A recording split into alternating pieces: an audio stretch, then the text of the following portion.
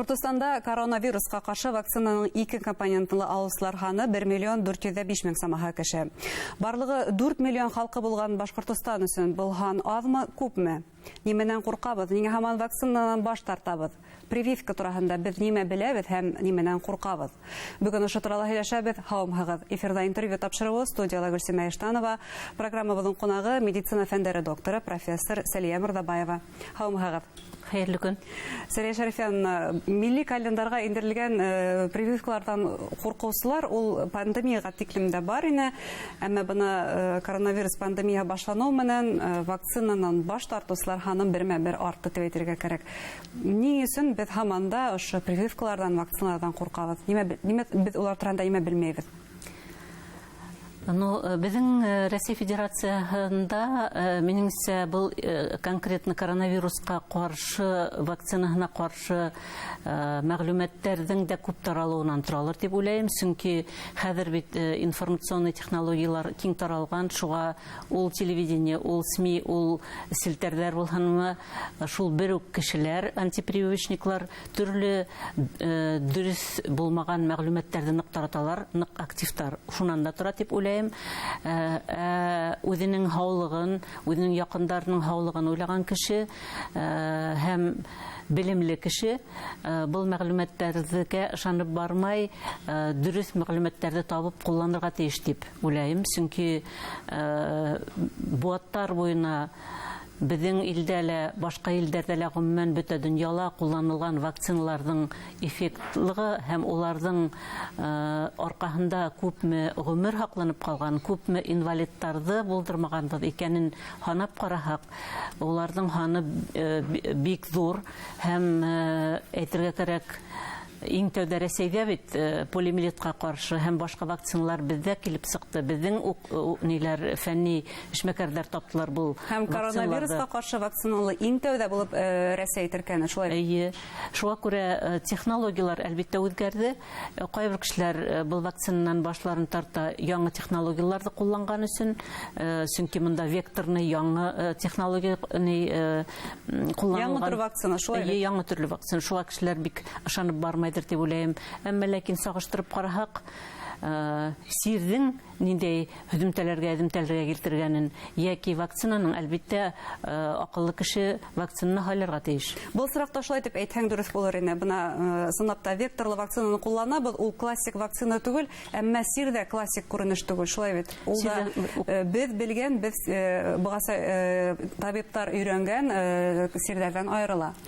Үкенечкә каршы шулай, ул бигрәк тә ул яшьләрдә кешеләргә нык бит зыян китерә, үлем һандары күбәйде һәм был сирдең безгә әйтә торганнар ине обезьяна всех болезней дигән һымак. Ягъни бер төрле генә бармай, ниләре симптомнары гел үзгәреп тора, штамнары ла үзгәреп тора. Шуның менән ул бик зур зарар һәм зыян китерә. Бына һез әйттегез, мәгълүмат күп, әмма билем әз дигән. Бу бүгенге ямгыятыбызның төп бәлаһенең береһелер, шулай бит.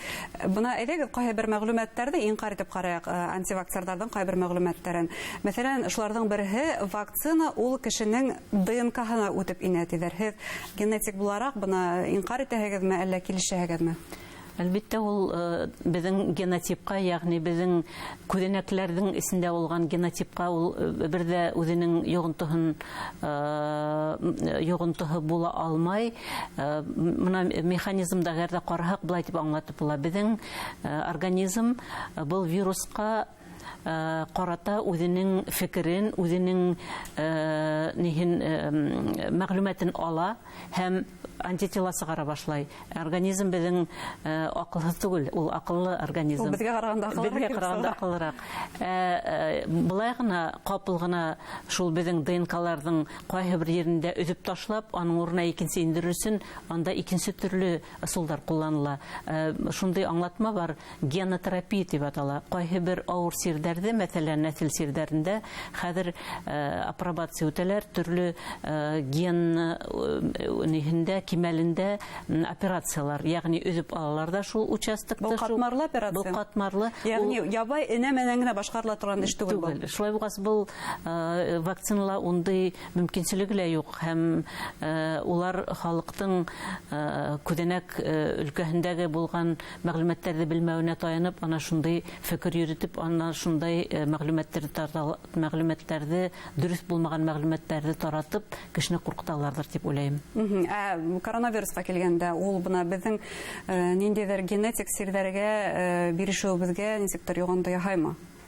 Генетик сирдәргә китерү ихтимал юк, уның генетик сирдәргә китерү өчен ана шул ДНКга ниндидер зыян китерергә яки файда китерергә тиеш. Ул ондай нидер белән способностьлар белән әйтәм инде, бүгенге көндә ондай нихе юк, мәгълүматлар юк. Тагыла бер антивакциналарның шундай халык арасында хәвеф тудырганы һүзләре, ул да булһа вакцина катын-кызларның һәм ир-егетләрнең репродуктив функциясына йогынты яһый икән. Бына булган ничек күпкенә һораулар шулай килә иде. Хәзерге көндә безнең гинекологлар да, андрологлар да, урологлар да үзләренең мәгълүматларына таянып әйттеләр, бу дөрес түгел. Репродуктив функциясына кешенең ул бернинди дә йогынты яһамай һәм атасәлек булмаска килтерә торган вирус түгел дип. Гомумән, хатта әгәр дә ата-әсәй булырга йынаһыгыз икән, алдан вакцина һәп ничектер планлаштырырга кирәк диләр гинекологлар, шулай бит? Әлбәттә, нигенә ул коронавируска гына кагылмай, гомумән кеше һәр вакыт үзенең буласак балаларын планлаштырырга тиеш. Ул спонтанно, капыл гына буштан-буш уйланмый. Балаларның сәламәтлеген планлаштырырга тиеш, күз алларга тиеш. Балаларның сәламәтлеген планлаштырыр өчен тәүдә улар үзләренең һаулыгын тикшереп, әгәр кирәк икән дәваланып, һәм вакытын мәсәлән кайһы җирдә эшләй, ниндидер зыян китерә торган производство түгел микән, шул якларын карап, исмәһен тартмаһын дигән медикаментлар, төрле дарулар кулланмаһын, бөтен факторларны кулланырга кирәк. Ягъни әгәр дә һәр кеше үзенең балаһының исән-һау, матур булып тууын теләһә, үзенең һаулыгына янкар булмаска тиеш. Коронавирус үзе, ул безнең репродуктив функцияга ничектер йогынты яһый микән, түлһезлеккә китерү ихтималмы? Ондай мәгълүматлар бүгенге көнгә юк, әле күзәтүләр алып барыла. Әмма шулай да бу процентка без инмәһәгне дип теләйек, шулай бит? Үкенескә каршы бүгенге көндә бөтен мәгълүматларда күзәтү аркылы күрәбез һәм башка илләрдә алданрак бу вирус белән зарарланган, авырган сирләр арасында андый мәгълүматлар юк. Әлегә күзәтелмәде. Буны һәм әйттегез, бу яңа вакцина, векторлы вакцина дип, һәм шулай килеп сыга, яңа сир барлыкка килде һәм яңа төр вакциналар уйлап сыгарылды. Ни өчен тап коронавируска тап ошо векторлы вакцина гына килешә? Векторлыгына түгел, мәсәлән, безнең Россия Федерациясында икенче технология белән әзерләнгән вакциналар да бар, мәсәлән, Кавивак, унда классик вакцина, ул классик вакцина, оның да һөҗүмтәһе бар, 85-90% ул вакцина алган кешеләрнең антителлары организм тарафыннан чыгарылып тора. Шулай да бына дөньялагы башка вакциналарда шулай векторлы вакцина, шулай бит? Күбенһе векторлы. Ни өчен шулай килеп сыга ул? Чөнки хәзер бит яңа булат, яңа технологиялар, әлбәттә технологияларга таянабыз. Һәм шугала халыктың каршылыгы шуннан да торалыр дип уйлыйм. Чөнки ул белмәй бу вакцина. Белмәй ул, чөнки ул вакцинаның технологияны белмәй. Әмма шундый күзәтүләр бар, вакцина эшләтүчеләр дә авырый бит әле, һәм бuna вакцина эшләтергә каршы булучылар төп дәлил дип шуны килтерә. Мына һез укыгансыздыр, Гинзбург Гамалей институтының директорының әйтүе буенча, уларда күзәтүенчә 50% ошо вакцинаның сирләгән кешеләрнең 50%-ның сертификаттары вакцинация турында дөрес булмаган. Ягъни улар вакцина алмайынса, ниндейдер ысулдарын табып, ошо сертификаттарды куллангандар. Ягъни мына безнең үкенечкә каршы Россия Федерация масштабында безнең Өфө калаһы, Сибай калаһы билдәле булып китте бит инде табиптар түгел, лаборант һәм медсестра шул сертификаттарды ялган сертификаттарды таратучылар исәбендә булып, әлеге көндә следствие бара. Кемдә алдайбыз без дигән сорау туышлы. Шуңа күрә мына имеш вакцинациянан һуң сирләгән икән дигән һүзләрне бик зур һорау үдемә куеп һәм уларны тикшермәенсә, мин дөрес дәлил алмаенса, ул мәгълүматларда кулланырга мәсәлән риза булмас идем. Чөнки мына бүгенге көндә хәзер сынап та шундый мәгълүматлар бар.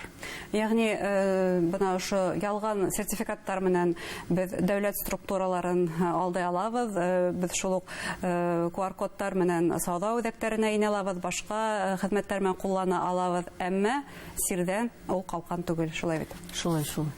Бына тагыла бер имештәрне таратып үткә килә. Күп антиваксерлар вирус үзгәрә диләр. Бына вакцина ул камиллаштырыла микән? Ул бына яңа штамм вируска каршы тора аламы? Әлбәттә, яңа штаммнар килеп сыгып тора. Белүегезчә, хәзер уларның һаны һаман көн һайын яңадан килеп сыгып тора. Россия Федерациясында ла шуңа күрә үзебезнең производство булганга күрә, технологиялар булганга күрә шул адаптировать итәләр, ягъни яраклаштыралар яңа вакциналарны. Безнең бит гриппты караһак, гриппка каршы вакциналар үзебезнең илдә туган вакциналар.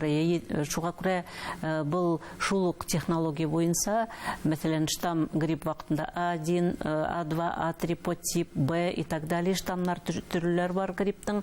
Ел һайын шул штаммына карап вакциналарны сыгарып торалар, халыкка файдаланыр өчен. Мына коронавирус буенча ла шул хәл, яңа штамм килеп тугас, уга кара яңа антиген, ягъни шул антигенга каршы яңа вакцинаны сыгару үстендә был технология эшләр алып барыла. Галимдар кул каушырып кына утырмай димәкче. Бына бер төрле вакцина уйлап сыгардык та, инде булды түгел, камиллаштыралар димәк. Эшләр алып барыла, һәм ул әлбәттә бул вакцина камиллаштырганын бит күреп торабыз. Мәсәлән, Спутник V гына инде, хәзер Спутник Light бар. Ягъни Спутник V бөтенләй эшләй башлаган иде, хәзер хроник сирдәр белән авырган, төрле онкологик сирдәр белән авырган кешеләргә ярамай иде ул вакцина. Хәзер Спутник Light мәсәлән килеп сыкты. Уны менән файдаланып, ошо сирдәр белән сирләгән кешеләргә без профилактик юнәлештә ярдәм күрсәтә алабыз. Шулай итеп, Сәлия Шәрифәнова, тамашачыларга нинди теләкләр иткерәшәгез? Иң тәүдә минеңсә кеше бәхетле булыр өчен, исән-һау булыр өчен, тормыштың матурлыгын күрер өчен туган. Шуңа күрә бу максаттарга ирешер өчен үзегезне, тугандарды хаклар өчен мына әлеге вакытта конкретно быелгы елда мәсәлән коронавируска каршы бүгенге көндә испатланган ысул ул вакцина эшләү. Вакцинадан куркырга ярамай, вакцинаның ниндәй генә побочный действие бүгенге көндә юк, һәм улар еңел үткәрелә. Без бөтәбез дә бу вакциналарда эшләткән кешеләрбез. Врачтарның рекомендацияларын кулланып, үзегезне һәм якындарыгызны хаклагыз. Вакцина гына бүгенге көндә бу вируска каршы тора ала. Башка ысулдар, мәсәлән, кемдер яда витамин исәм, үләндәр кулланам дип, ул без әйтмешләй вспомогательный, ярдәмсыз ысулдар. Төп ысул ул әлбәттә бүгенге көндә вакцина.